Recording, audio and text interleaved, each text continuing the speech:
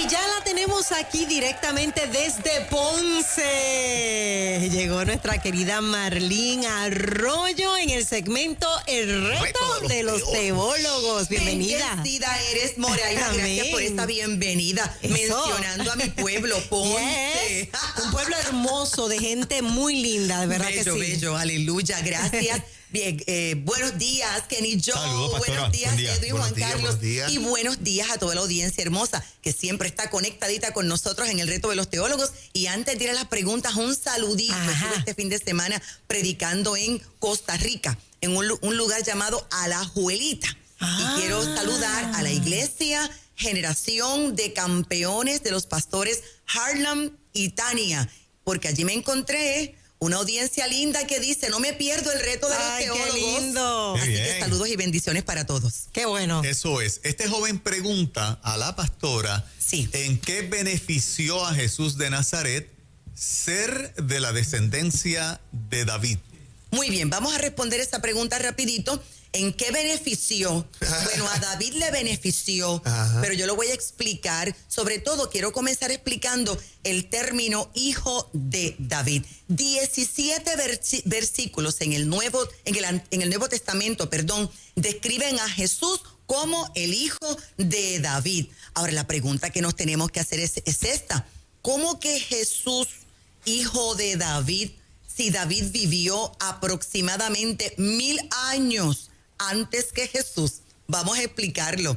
La respuesta está en que Jesucristo es el Mesías. Por lo tanto, esto de hijo de David hace referencia al cumplimiento de la profecía de que el Mesías vendría por la genealogía, por la descendencia del rey David. Esto aparece en el segundo libro de Samuel, capítulo 7, versículos 12 al 16. Por lo tanto, si Jesús es el Mesías, tendría que venir por el linaje, por la descendencia de David, porque así quedó establecido. De hecho, cuando vamos a los evangelios, nos encontramos con el evangelio de Mateo. Y Mateo comienza presentando toda una genealogía. Y en esa genealogía aparece que nuestro Dios es el Dios de Abraham, de Isaac, de Jacob, de David, pero aparece que Jesús viene por la adopción de José, porque José era el padre adoptivo, el padre legal de Jesús. Eso es en Mateo. Pero cuando vamos a la genealogía que se traza en el Evangelio de Lucas, aquí no nos encontramos con José, nos encontramos con María, porque José es genealogía por adopción, pero María es genealogía por sangre, porque Jesús nació del vientre humano de María de Nazaret. Y también María viene del linaje de David. ¿Dónde encontramos esta información? Además de Mateo, además de Lucas 3, aparece en Romanos 1:3, que voy a leerlo, acerca de su Hijo, nuestro Señor Jesucristo, que era del linaje de David según la carne. Pero decir Jesús, hijo de David, es muchísimo más que decir que viene por una genealogía adoptiva de José, por una genealogía genética de María, sino que aquí estamos haciendo referencia al Mesías. Por lo tanto, hijo de David es una profecía cumplida y es un título mesiánico. Por lo tanto, cuando la gente, aquellos dos ciegos, por ejemplo, Bartimeo, por ejemplo, aquella mujer que tenía una niña endemoniada, cuando se acercaban a Jesús y le decían, Jesús, hijo de David, en el caso de Bartimeo, ten misericordia de mí, le estaban diciendo, tú eres el Mesías prometido y yo te reconozco como tal.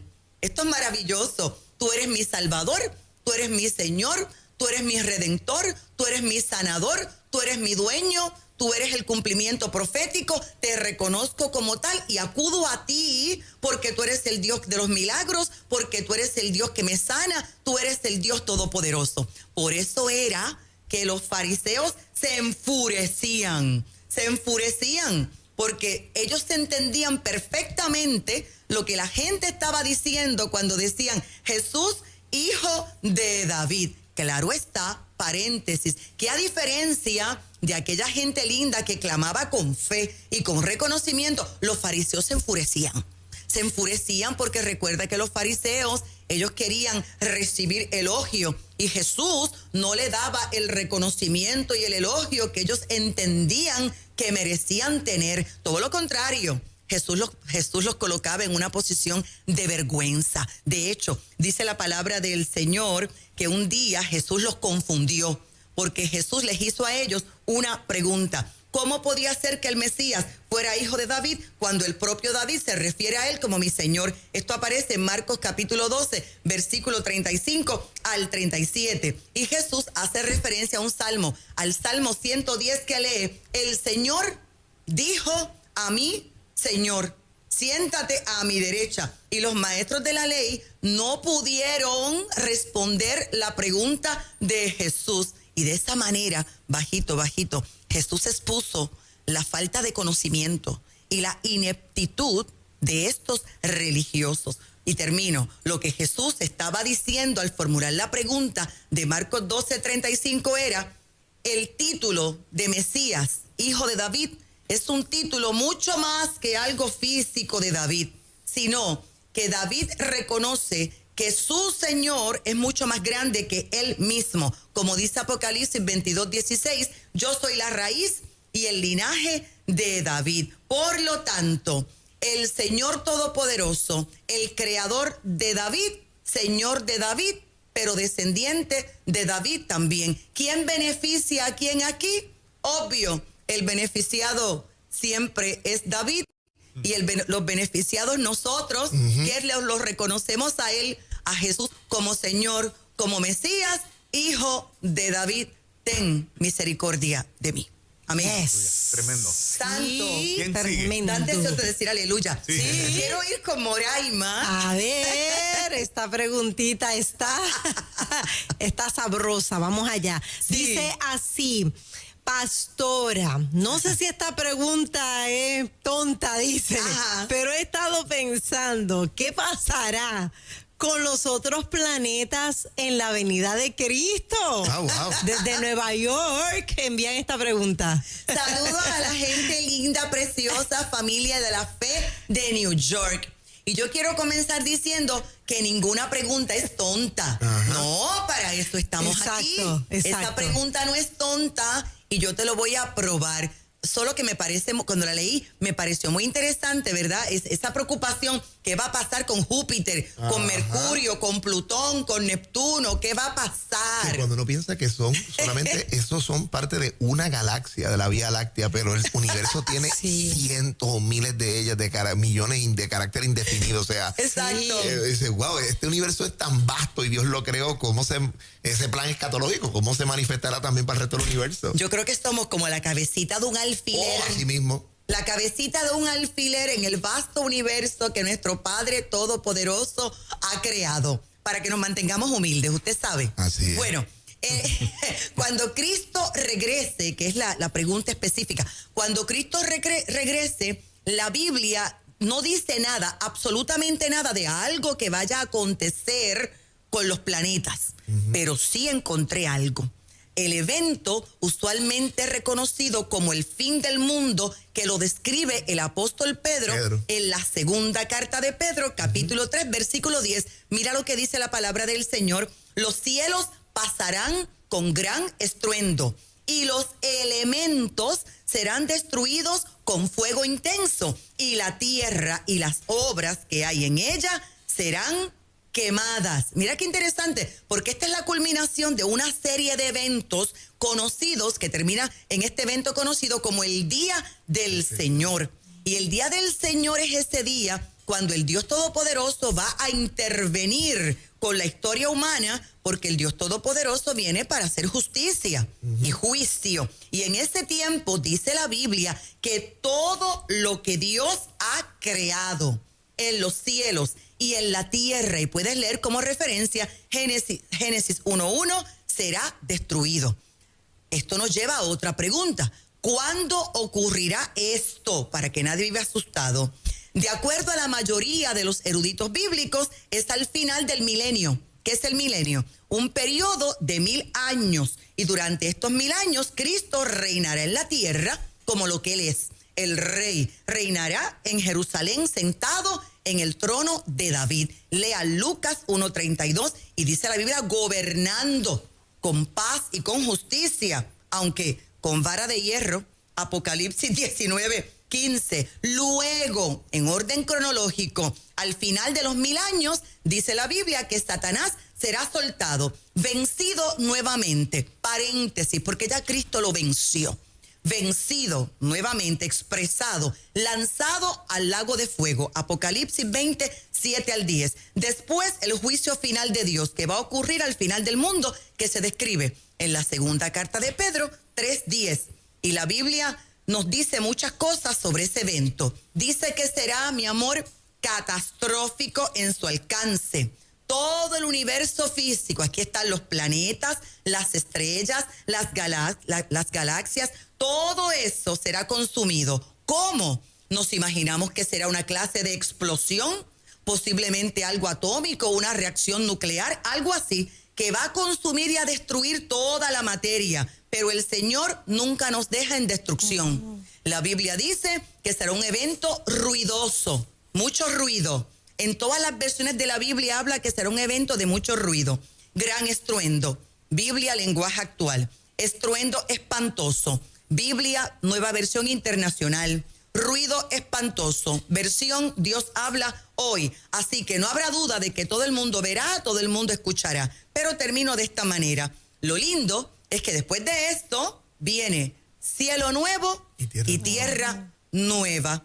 Y yo no tengo la menor duda que planetas nuevos, galaxias nuevas, porque si alguien es creativo, es precisamente nuestro creador, Dios Todopoderoso. Allí está tu respuesta. ¿Viste que la pregunta no es tonta nada? No, tiene sustancia, eso increíblemente. Es sustancia. Y la tercera pregunta nos la envían por aquí, interesante también. ¿Por qué Dios nombró a Aarón sumo sacerdote cuando éste permitió que el pueblo se rebelara e hiciera una estatua representando a ese Dios sin rostro que decían los egipcios al pueblo de Israel que adoraba?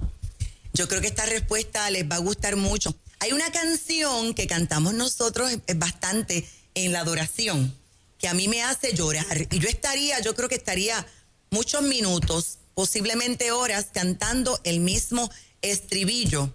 Te la voy a cantar. Rey que perdona multitud de errores, me inclino ante ti. Y yo la cantaría pensando en todos los errores que yo he cometido en esta vida.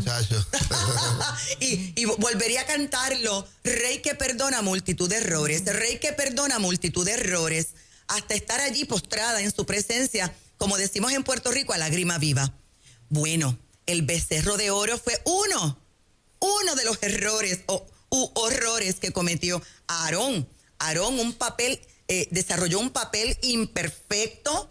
Aarón fue un papel importante en historias conflictivas, él y sus hijos también, durante todo ese peregrinaje de Israel en el desierto. Uno de ellos, fuertísimo, fue ese. Estaba Moisés en el monte Sinaí y el pueblo provocó a Aarón para la construcción de un becerro de oro.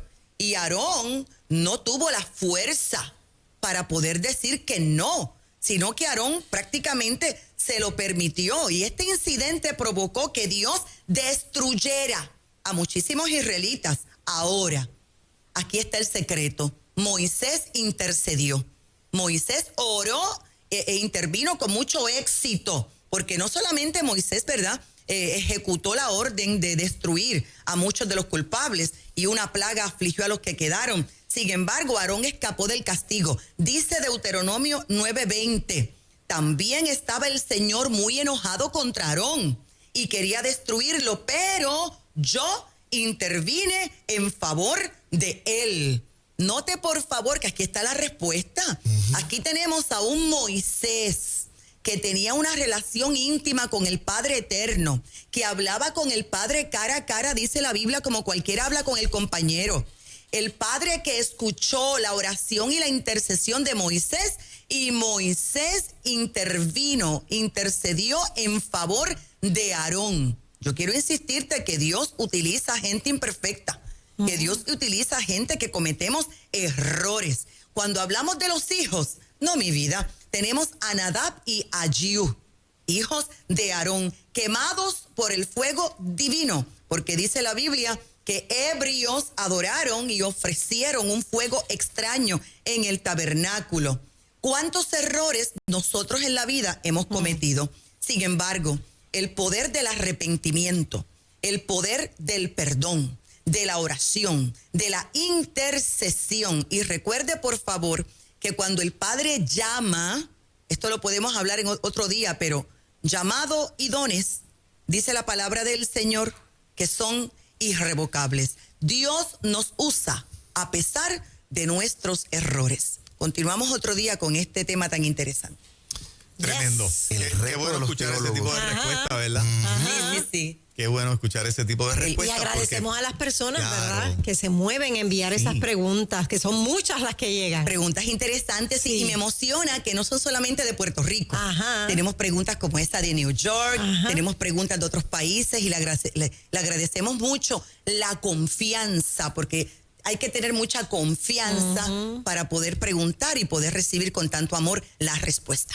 Eso es. ¿Cómo te consigue la gente, Marlene Arroyo? Estamos en Ponce, Puerto Rico. Pastoreamos ya 25 años pastoreando la iglesia Ciudad de Avivamiento en Ponce. Nos congregamos cada domingo, 9:30 de la mañana. Hoy miércoles hay clase, los espero. 7:30 de la noche. 7:30 de la noche. Los viernes están los jóvenes a las 7 de la noche. Recuerda también que tenemos nuestros libros disponibles, nuestro 5º libro, El Reto de los Teólogos, más de 400 páginas con preguntas y respuestas de la Biblia. También tenemos disponible la Biblia Sefer Dabar. Puedes comunicarte conmigo a este número telefónico 787-644-2544 y suscríbete a nuestro canal de YouTube, Marlene Arroyo. Ahora estamos en 40 días de ayuno y oración. Hoy es el día número 16 y yo le prometí que le iba a entregar todos los días